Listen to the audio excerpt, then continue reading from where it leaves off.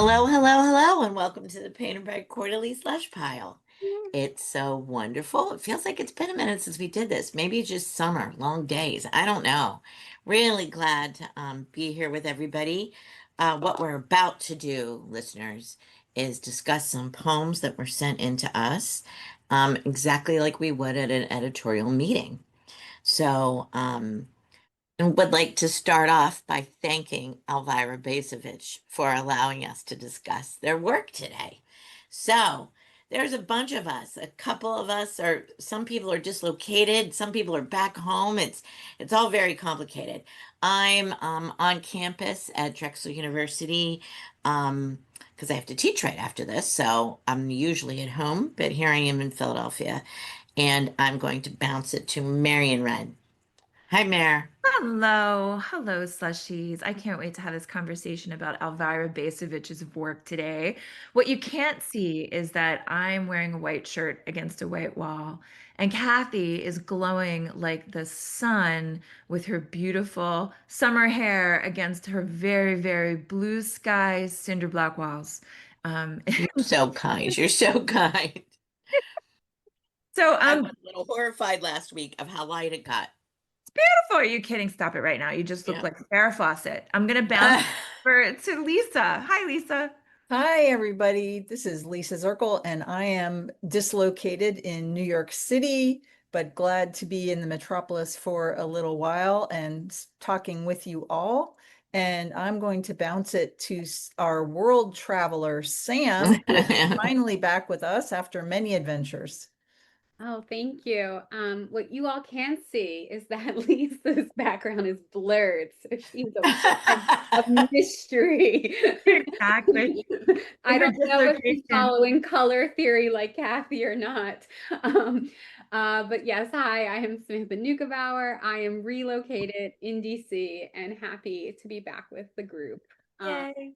Yeah, yeah, yeah. But do tell our slushies where you were, Sam. It's so fabulous. I was at a writers retreat in Scotland called the Hawthornden Retreat, which is fully funded, a month in a castle Oh, where I was finishing the novel I'm working on.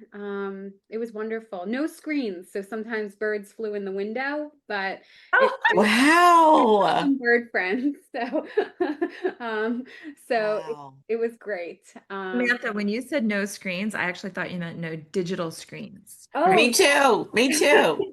no, this is like old school no screen. So, right? um, and yeah, so it was wonderful. And I am going to toss it to Sebastian.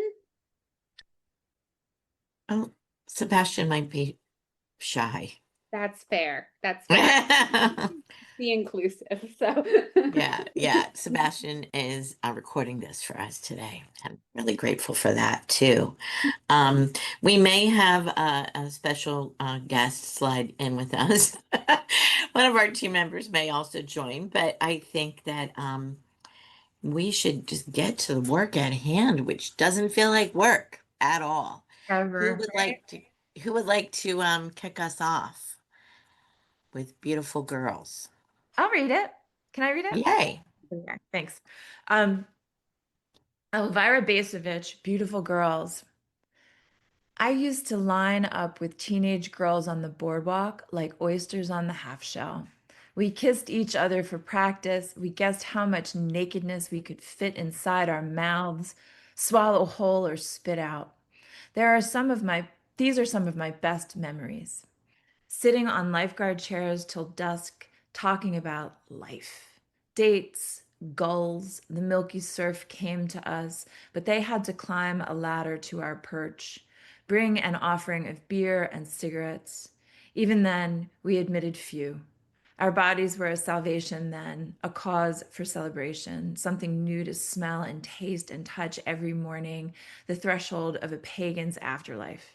An all you can eat buffet of physical pleasures. All these years later, even without the hours of applying makeup in the bathroom mirror, matching mesh crop tops to low risers, taking selfies, I feel so beautiful. I don't mean that metaphorically, as in Plato's description of a beautiful soul as a chariot pulled by two winged horses, but the real pulsating thing, the beauty who looks back from the bathroom mirror and smiles. Lovely reading, Marion. Thank you so much. Thank you. That was fun to read. And I was having like this perpendicular, like Proustian moment, like of being a Jersey girl on the boardwalk in Wildwood. Yep. Yep. I'm sure you went a lot more than me living in Jersey, but I have so many memories there too. It was very, very close to home. How about you, Sam? Did you go to the Jersey Shore? We did. We Yeah, I'll bet. went to Wildwood for a week, and my best friend came with me, and then I went with her family, so I got 2 weeks. There Yeah. you go. Yeah. Perfect. Perfect. Lots of lifeguard crawling, right? Lifeguard stand perching. Yeah, that's the I thing. think Yeah. that's the power of this poem is how evocative it is of that, summertime idyll, for teenagers where you're set loose on your own, for better or worse. Yeah. Yeah. And I love the thought too, like it's not really explored that much here, but just that touch on like just meeting other random teens who are also wandering around, right? And it just yeah, it brings back all of it. It's the all you can eat buffet of physical pleasures. Right. And one of the things I find really interesting in Elvira's piece too is these sort of classical references, right? And so like, Venus on a half shell, right? Or the oysters on a half shell, right? Like the sort of image like of the classical Venus sort of arriving on shore, and then even at the end, the sort of reference to Plato, right? Like the direct reference, acknowledging that what it is and what it's not, right? And the rhythm of those sentences and line breaks made me want to read the poem as if I were Jason Schneiderman, right? Like, And what does that mean, Kitty? well, like, can you hear it, right? Like, I feel so beautiful. I don't mean that metaphorically, as in Plato's description of a beautiful soul as a chariot pulled by two winged horses, but the real pulsating thing, right? Like the way Yeah. the rhythm of that sentence sort of skips makes me want to like catch some of the rhythms that Jason's sort of spiraling lines can get at too. Yeah. Yeah. Thank you.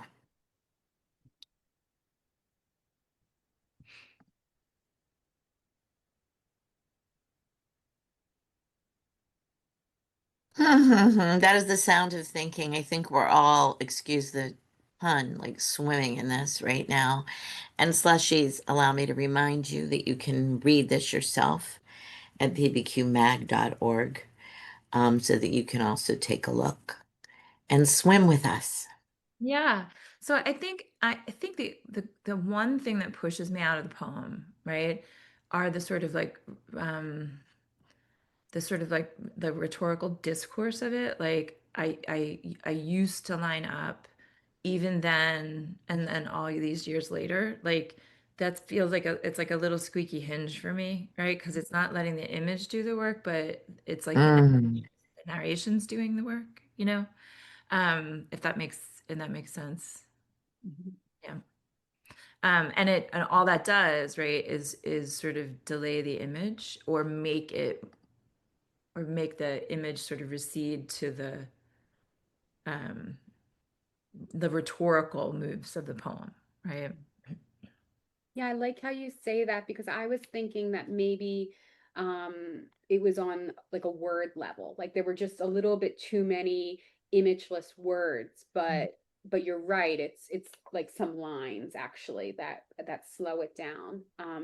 But then, to counter that, what I really like about the poem is that I think a lot of narrative poems, um, or at least contemporary ones, like operate in a way so that like, the penultimate line or three up from the bottom we sort of get the twist. It's not a sonnet, but we get the what is meant to be the meaning of the poem, and I feel like this one, it's really not set up that way, even though it's we get that nice colon and the image of kind of the young person smiling at themselves.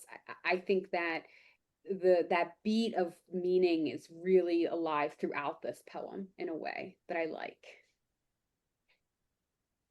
And of course, I love that affirmation at the end, right? Like it reminds me a little bit of Ada Limon's poem, How to Triumph Like a Girl, right?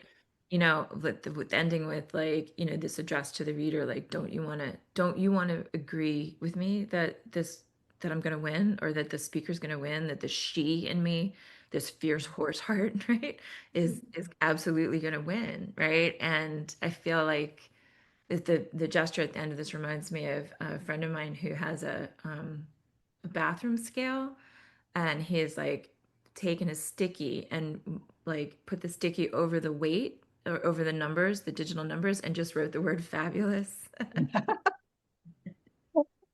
I'm like, That's fabulous. yeah, yeah, fabulous. Don't matter. You're beautiful. I Can have, I? as far as squeaky wheels, the one that kept coming up for me is the sitting on the lifeguard chairs till dusk, talking about life, dates, gulls, and the milky surf came to us, but they had to climb a ladder to our perch. I guess I want dates to be at the end of that list instead of at the beginning, because I can see the gulls and the milky surf coming to us, but not climbing the ladder. I could see the dates climbing the ladder. So that's just like a little ordering thing that I'm like, wait a minute. And also that the dates would be the ones to bring the offerings of beer and cigarettes, not the gulls or the surf. So poetry, Yeah, logic, whatever. But Right. that's what threw me out a little bit. Sorry, right. Kathy, I interrupted you. No, no, no. I'm sorry. I was interrupting you. Yeah, the they is the dates, and they should be where the milky surf is, right? For a smoother read. And I'm wondering back to what Marion said too. Now, you are the far more. In fact, we might as well mention it now. Marion's book of poetry, Gladiola Girls, is being released within the month. Woohoo! Um, so Marion, as the fabulously published poetess, um, I noticed those past tenses and wordiness. But then when I got to these are some of my best memories, it made me allow all of that because it felt more like that is how you would talk it to somebody, say it to somebody. I used to line up with teenage girls, right? We kissed each other for practice. But then I'm wondering if that is still fallacy of expressive form, like that's still it's just not as tight as it could be. The Yeah. memories doesn't excuse it, it's just more words, right? It's not that we're after even like a word count, right? Like go on, be a Sure. little expressive, do your thing, right? But it's the naming the thing that the poem should be showing. Like these are some of my best memories, right? Is like a given in the way the images are constructed, right? Or should be, right? That saying it is just like an extra beat, right? Like as if the reader isn't going to get it, right? Now I say that I don't think there's any hard and fast rules about that, right? Like if you are writing in a sort of narrative form and you're in the gaze of the speaker is nostalgia, right? Like how do you write nostalgia without signaling tense, right? But I do think for that particular line, I think the poet's erring on the side of telling the reader the thing rather than using an image to show it. Or Yeah, just yeah, got you. And that telling is exactly what I was feeling like I was being told, yeah, yeah. right? But right, I got you. And, Thank you so much. and then like Thank you. you're welcome. And in defense of the telling, right? Like I once got told I went to a workshop at Tupelo Press, and Jeffrey Levine like went through a couple of my poems and just like struck out like redlined anything that looked like, you know what I mean, that sort of like telling, that telling kind of works. So that stuck with me. But that said, if you look at the sort of rhetorical structure of the poem, the telling is necessary to get to the redemption at the end, Mhm. right? Like or the logic of the telling is, because the speaker is like discursive, is like, the poem is a nostalgia poem, right? Like it's it's sort of like it's like if I'm trusting this, right, and not thinking that it's overwritten, the gestures towards nostalgia are actually making a case for that gaze as a form of defiance, not regret, defiance, right? So these are your best memories, and when you stare in the morning, like instead of taking a selfie, you still feel defiantly beautiful. Go on with your bad self, right? Like it's like a little toolbox that way. Your Yeah. beautiful soul is being pulled Hmm. by two winged horses. Yeah, right. Exactly. Exactly. Or girls at the Jersey Shore, right? Yeah, honestly, you guys, and Marion and Sam might all feel this way. Lisa, you might be voting all by yourself. I just feel so connected because of my own images, and as Marion said, like you're just in this dreamy place of your own memory. I almost feel like I need to recuse myself because this hits so close to, my own memories, Yeah. Like right? maybe that's why I'm sort of like defending what some would see as a flaw in the poem, even though that's a strong word. Like there's no right or wrong here. You know what I mean? But like that's sort of the heavy-handedness with the discourse. I kind of do believe like, all those Jersey Shore songs, all those like, it's almost like a nostalgic lament, right? Like, oh, my glory days at the Jersey Shore, right? It's not that here, right? It's sort of like recuperating it, repairing it, and bringing it into the speaker's moment. So it feels lovely. I think that's part of what opens it up rather than makes it a heartbreak. That's my reading. I think it also is it's a poem that has, like a wide girth to it because I do not identify with this poem. Like I was not one of these girls and Mhm. I probably didn't like these girls. Yes. Hey, And I feel like I do like the speaker though, but it's affirming to me of what I thought people were experiencing at the Jersey Shore. But I do think the poem is still welcoming in that way. I don't feel pushed out by it. I feel more beautiful at 35 than I did at 15. So Mhm. Well, should we vote, you guys? Vote. yeah. Yeah, should vote. Yeah. All right, let's do it. 1, 2, 3, vote. Okay, and it's in. Okay. Woohoo! Yay. Okay. All right. Yay. Yay, All right. Elvira. Thank you. Yeah, thank Elvira you. Basevich. Way to go. Beautiful girls. All right. Yeah. Samantha, since we haven't seen you in so long, would you mind being voluntold? No, not at all. Okay. Pallas Athena. We tracked deer in the snow, studied philosophy and mathematics. Like you, I inherited my father's passions, the love of war, physical beauty, America's funniest home videos. I can still hear his laughter in a hotel in upstate New York on our only family trip. Soviet emigrants with blue hair and adult grandchildren preferred to speak in English and eat hot dogs and hamburgers rather than pierogi and cold cuts with slivers of wobbly jellied fat. We ice skated among pine trees and rooks, napped in cots before waiting in a buffet line in a wood paneled cafeteria. Pallas, that weekend, you took care of me like a big sister.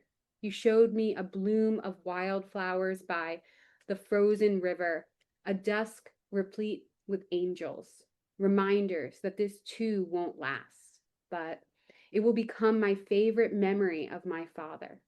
That was your greatest strength, to have the foresight to remember a moment as it faded. You didn't judge me when I left all my doors and windows open and called out to my Father, come in. That sometimes we don't choose the angels that we believe in, as a house does not choose the ghosts who wander its halls. Very nice. Thank you. Thank you.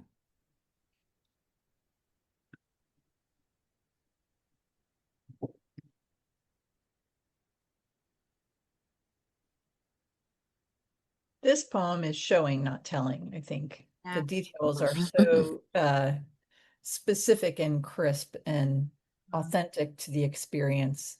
The slivers of wobbly, jellied fat in the cold cuts. Eek. Yeah, I'm glad you said that, Lisa, because I think it's true. Like the energy of this poem really sits in the images, right? Not in the, once upon a timeness of it, right? Even though that's the setting, right? The sort of like backward gaze, the gestures towards that gazing aren't the point, right? Although the important gaze, right, is this Pallas Athena and the ability to recognize a memory as it's happening. Which, by the way, sorry, I'm so tickled by that idea. I've always loved that idea. It's sort of references back to, I think, Wordsworth and Tintern Abbey, right? And this notion of sort of walking the lake country, and he's speaking to, I think, his sister, and knows that the moment that they're in, they're going to save it for later as a memory, right? And then André Aciman writes this amazing essay in the New Yorker called Arbitrage, and we'll put that in the show notes. And in it, he talks about like the financial concept of arbitrage, right, as borrowing from one like unit to sell in another space and time, right, as a metaphor for memory, right? And so, and all of that is right packed, baked into that space that Sam pointed out, which is like the beat before the end of the poem, right? Like the delivery of the what's up, right? Right before the end of the poem. And for me, the what's up is this Tintern Abbey arbitrage. Is that the moment of daffodils, or am I mixing that up with a different poem? I think the daffodils are a different moment. Okay.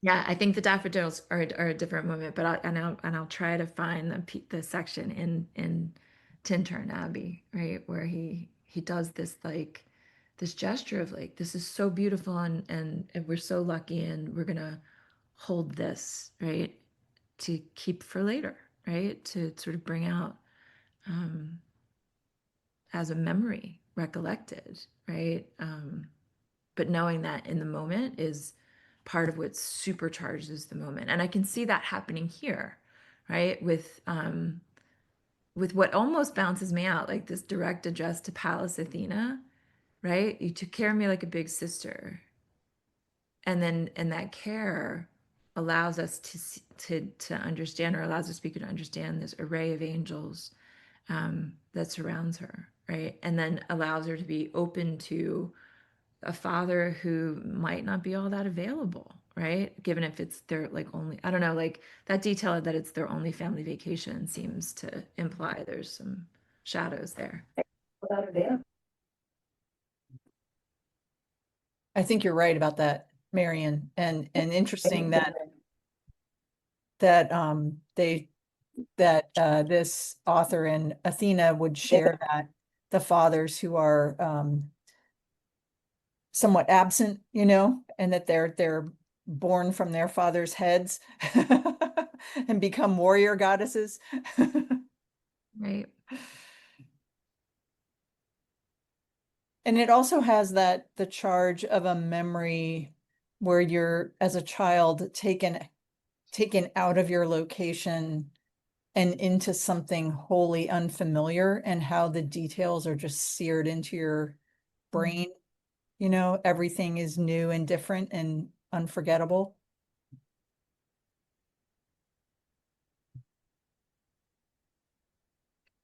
Yeah, I think the poem does that so well. I think my hesitance is in the extension of that ending. It's like epiphany, right? Mhm. Like it's like discovery, like it's like the repetition, like is it repetition? Right? It's like these three things, right? Like your greatest strength with this kind of capacity, this foresight to remember a moment as it faded, right? And then you didn't judge me. So here's the second idea, right? And when I called out to my father, and then you get this other one, right? That sometimes we don't choose the angels that we believe in, right? And then the analogy, as a house doesn't choose the ghosts that wander its halls. That is like a lot going on there, and I'm all for complexity, but it stays a little bit too long for me in this voice of let me tell you what the poem's about, Mhm. right? So for me, I think that actually works against all of the energy of the images. Mhm. I never ever could have said that as eloquently as you just did, Marion, but I did have that same thought. I had to follow behind it and unpack it. Yep. Yeah. Well, thank you for saying that, but I got that from Sam. Oh, oops. Yeah, Thanks. it's Sam's point that like these poems are doing that. I know I do Yeah. it. Right? Yeah, Like where me it's like too. image, boom, but I Mhm. want to end with an image, not with a thesis statement. You know Right. what I mean? Like Right. let the image do the work, right? Part of me wants this poem to end on reminders this too won't last. Bingo. Right? Mhm. Yep. Yep. Yeah. Well, isn't that always the editing advice when you think you're finished with your poem to take off the first few lines and take off the first or the last few lines and Yeah. see if it's improved, right? Yeah. Great. See, So that's a great see if you've overshot the ending or not. I do think that's our most common edit, our most common wish. right. End it earlier, right? And also get rid of the ramp up, Mm-hmm. at the beginning. Sure. Definitely. Although I don't think this poem has a ramp up, but Mhm. yeah. Right. Yeah. Agreed. Yeah, the verbs in the first parts are great. I Mm. think that they're all very strong. I mean, that's kind of the twin of the images happening here, I think. Yeah. Tracked, inherited, um, etc.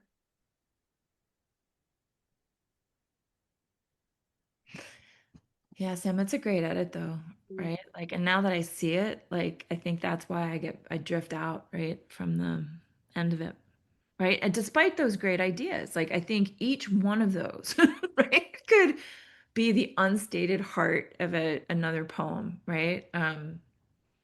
But that's, I'm not, Sometimes I play a Yeah. game when I read novels Mm. where someone has, and I definitely have this impulse, so I'm no better. Mhm. But when they have three epigrams, and I go back after I read the novel, and I'm like, which one? Which one of them? Right. I have to pick one, you know? Yeah, yeah, yeah. Um, I'm wondering though if we did end it where Sam wants us to, and a lot of her intention with the father, the character of the father, you know? Yeah. Well, listen, I have to say, like, I have no business suggesting that edit to the poet, right? It's so aggressive. Like, that is such that's a very aggressive edit. And I don't mean to be that sort of impetuous Mhm. kind of editor, right? Like, yeah, yeah. Well, are we thinking, are we voting? We're thinking. I think we're voting, maybe. All Okay. right. We're seeing a lot of head nods, slushies, so we are going to vote. Oh God. Uh, 1, 2, 3, vote. Oh, and Okay, what all you right. Well, can't see, Slushies, is we've got a tie, but luckily in coming in clutch is our colleague Dagny, who has voted on email for us Oh, in oh, of advance. course she did. Of course Yes. she Oh, did. So What a this poem gift. is in. oh How about that drama? How about that drama? I Wow. was sweating there for a minute. I love how it's slightly different every time. Like sometimes we're like, well, we'll have to wait for Marion to get back from Singapore. Exactly. Or Right? we'll have to find Jason wandering the streets of New York. Yeah. Yeah, amazing.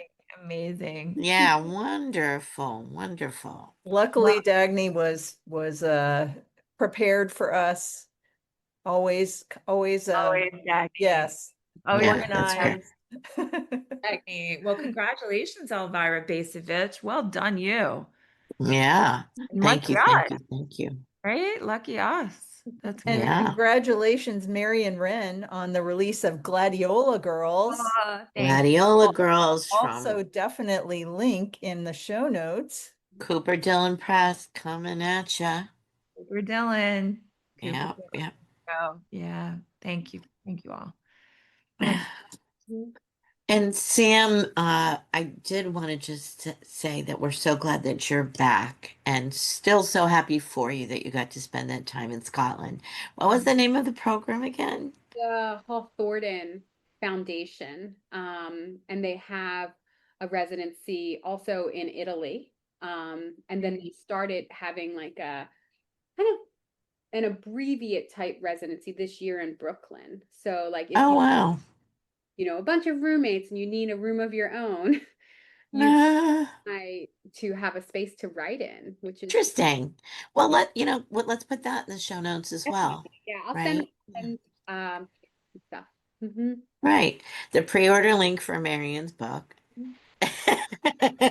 Or yeah, or order, really. Order. It's hot on the press, right? Yeah. So, okay, does anybody have anything else they'd like to say?